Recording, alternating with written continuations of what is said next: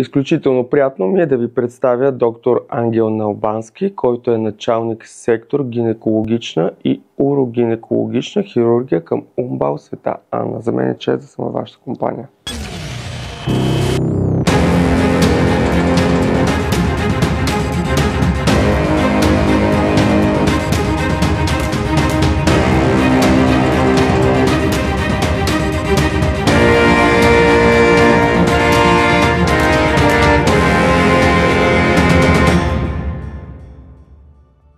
Доктор Налбански, какво представляват маточните миоми и появата им зависи ли от възрастта на жената?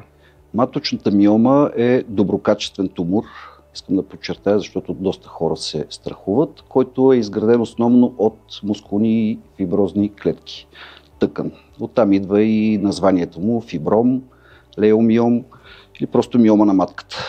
На практика тези тумори се появяват най-често в репродуктивната възраст на жените, т.е. между 20-25 години до към 50-55 години е най-честото време. И като честота, може би 70 до 80% от жените в някаква част от живота си могат да развият миома. Такава е статистиката, която ни се дава, като другото характерно е, че миомите имат зависимости от раста. На практика негроидната раса има най-голяма вероятност за развитие на миоми с усложнение. Европеидната е горе-долу по средата като варианти. И другото нещо, което също е важно, защото доста хора се страхуват, че тези тумори могат да преминат до злокачествени, защото са чували за така наречения сарком. Той прилича на миомата, но миома не може да се превърне в сарком. На практика това винаги е доброкачествено новообразование. Кои са характерните симптоми при появата на миома? Тук също е много важно да се отбележи, че може би около 80% от жените нямат симптоми. По тази причина и се открива късно, между другото, се поставя тази диагноза. Основните симптоми, за които трябва да се наблюдава, това е по-тежката и обилна менструация и болезнена, подуване на корема. Това зависи вече от начина, по който расте миомата. Кървене извън самата менструация, извън менструални кървенета по време на цикъла и болка.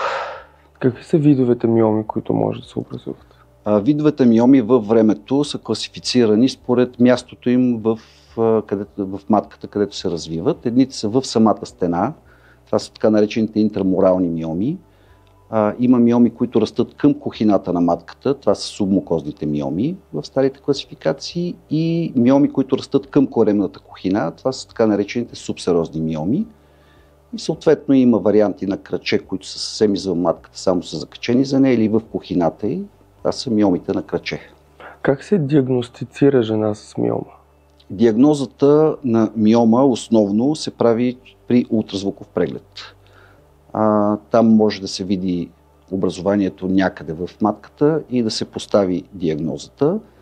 При неглижирани случаи, когато миомата е голяма, това може да се направи с обикновен гинекологичен преглед, с преглед сърце. Това се опипва като големина, форма на матката и се установява, че тя е променена. Казахте неглижиране на ситуацията. Това означава, че една дама сигурно може да прави профилактика, за да не се стигне до нарастваща миома. Кога е редно да се... основната част за мен и тази част, за съжаление, в България е доста на ниско ниво. В случая не визирам само женската част от популацията. Мъжете също пренебрегват изключително много профилактиката на каквито и да е заболявания, а това е много важно, за да може подобно заболяване да се хване на време и да се реагира по перспективно начин, който е възможно най-добър за поддържане и подобряване на качеството на живот. От каква възраст една дама трябва да се следи да ходи на такава профилактика, за да не закъсняват случаите на открита нараснала миома? На практика гинекологичните прегледи трябва да започнат с започването на полов живот. Няма значение специално за миомата. В такава възраст до 20 години рядко би могла да се развие, но навика да си правиш профилактичен преглед се изгражда от малък. Защото във времето няма как да стане в по-късните години да те научат, че това трябва да се прави, е полезно. Така че гинекологичните прегледи специално би трябвало да започват от времето, когато едно дете, едно момиче започне полов живот. Ако преди това няма някакви оплаквания, които са необходими вече да се посети детски гинеколог. За какво трябва да следи една жена, която е диагностицирана с миома? Има ли период, в който може само да се проследява това състояние? Значи, по-голямата част от времето при развитието на миомата е само профилактична и проследяване. На практика, ако една жена е ходила редовно на гинекологични прегледи, миомата може да бъде хваната в много ранен стадий, т.е. много малка като размер. Този тип и големина миоми не изискват консервативно или оперативно лечение, т.е. да се приемат някакви лекарства или да се оперира. Те просто се наблюдават. Има правила в практиката. Обикновено, когато се открие миомата, се препоръчва на жената, вместо да ходи един път годишно, до 18 месеца на гинекологичен преглед, да има 3 прегледа за годината, т.е. през 4 месеца да се прави ултразвуково изследване. Специално това ни интересува и да се следи дали миомата нараства, защото някои от тези тумори са зависими от естрогена. А в тази възраст естрогена при жените си е в добри количества, тъй като той е необходим. Ако за тези прегледи 3 за годината нямаме нарастване на миомата, за следващата година правим само 2. Ако нещата останат така, минаваме на стандартната процедура един път в годината да се направи профилактичен преглед и да се следи миомата, защото тя на практика е хронично състояние. Появи се един път. Има ли миоми, които стават живото застрашаващи? Живото застрашаващи директно не, но миомите могат да създадат много тежки странични проблеми, като за пример, когато с миомата е свързано по-често или по-обилно кръвотечение, жената губи повече кръв по време на менструацията си. Това се отразява на общото състояние като анемия. Когато се стигне до анемичен синдром и спадане на хемоглобин до доста стойности, може да стигне и под 10 или 100, зависи как се коментира, това вече се отразява на общото състояние. Има умора, слабост. Общо взето качеството на живот спада доста. Когато растат към коремна кухина, биха могли да притискат пикочен мехур, например, което води до по-често уриниране, просто чисто физически феномен. Могат да притискат съседни органи, което може да доведе до запек като резултат. Всяко от тези състояния влошава качеството на живот на всеки човек и е добре да не се стига до този момент. Защо възникват миомите? Има ли предразполагащи фактори, като генетични, хормонални или начина ни на живот, на хранене? За съжаление, миомата е тумор.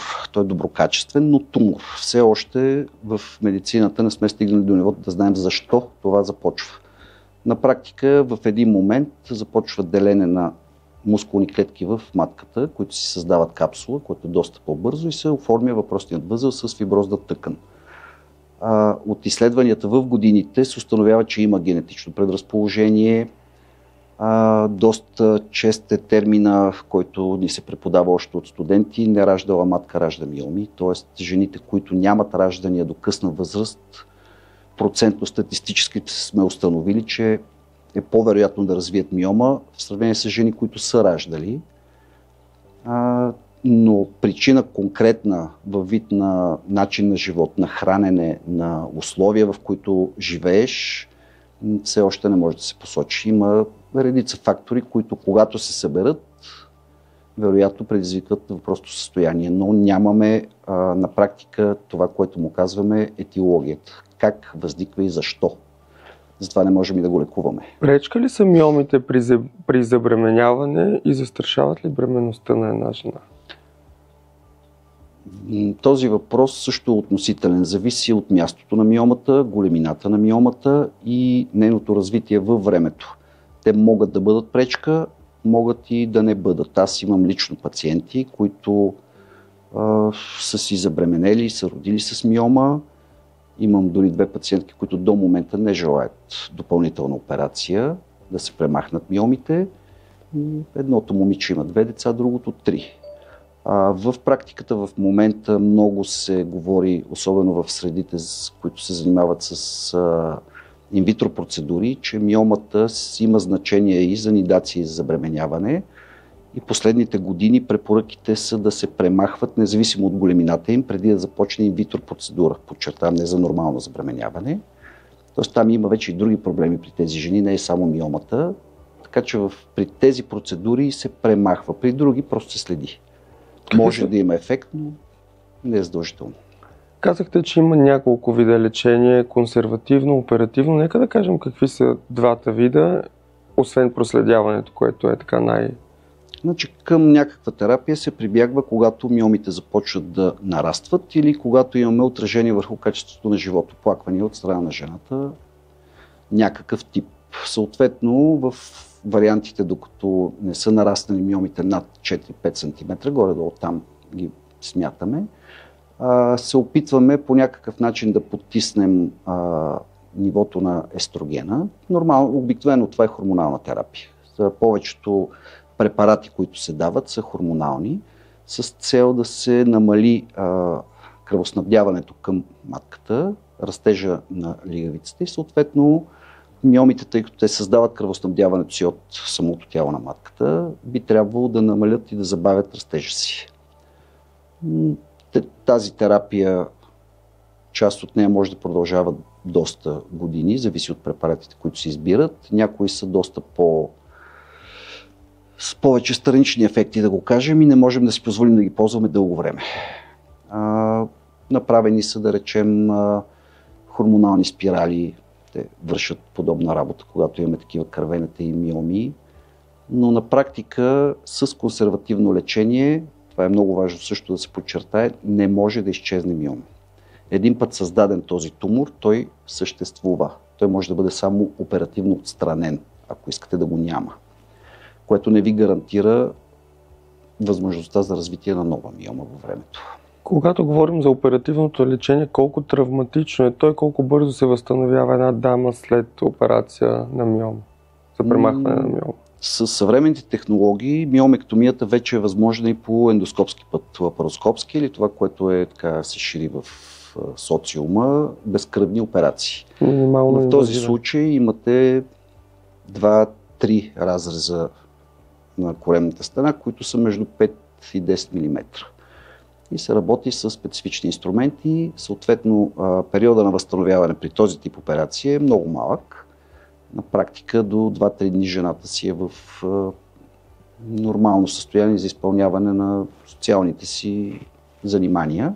Консервативната стандартната хирургия се извършва по стандартен начин. Отваря се коремна кухина, което изисква около 20 дни възстановяване след оперативно. Ако търсим вече по-спортен начин на живот, около 2 месеца за възстановяване на коремната стена. На практика, при изписването на жената от болница, което е стандартно около 5-6 дни, когато няма някакво усложнение, тя може да си влезе в нормален режим на живот без тежки натоварвания в рамките на 1 месец.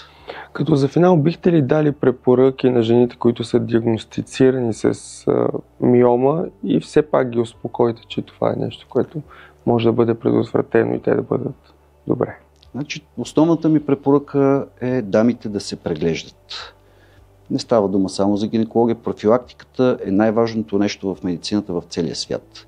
Това спестява изключително много главоболие във времето напред.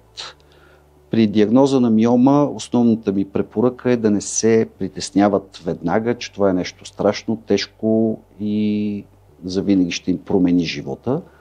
Отново профилактиката, наблюдението може в много дълъг период от време да поддържа с качеството на живот съвсем прилично и при необходимост и в тези случаи, когато трябва да се оперира, имаме техническата възможност много добра да направим всичко за жена, така че да и възстановим абсолютно качество на живот. Защото на практика това е целта на всяка медицинска манипулация.